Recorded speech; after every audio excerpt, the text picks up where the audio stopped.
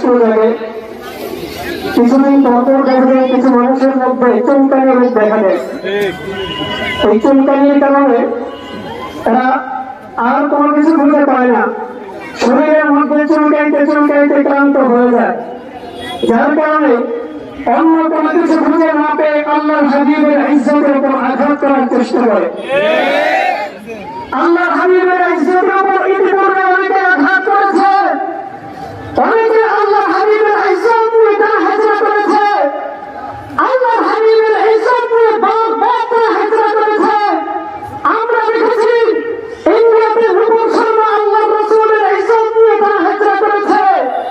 আমরা দেখেছি ফ্রান্সে মেট্রো আল্লাহর হাবিবের ইজ্জত নিয়ে তারা হেচড়া করেছে।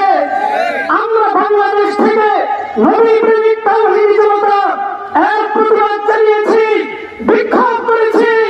আল্লাহর কসম করে বলছি, যদি তোমাদের শরীরের মধ্যে এতই চুলকানি থাকে, এতই চুলকানি থাকে, বাংলাদেশের মুসলমানদের সামনে আসো,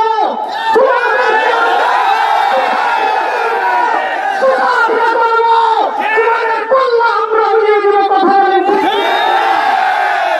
এতই যদি তোমাদের চুলকানি থাকে, তোমরা আসো, গুলিস্তানের মুড়ে মুড়ে পাতলা মলম পাওয়া যায়, তোমাদেরকে এমন ভ্যাকসিন দিয়ে দিব, জিন্দেগিতে আর কোনোদিন চুলকানি দেখা যাবে না।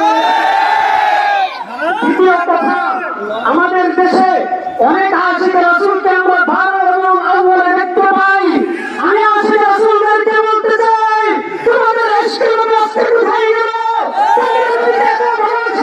সেই ভালোবাসা আজ কোথায়? আজ তোমাদের ভালোবাসা কোথায় পালিয়েছে? নবীর ইজ্জতের উপর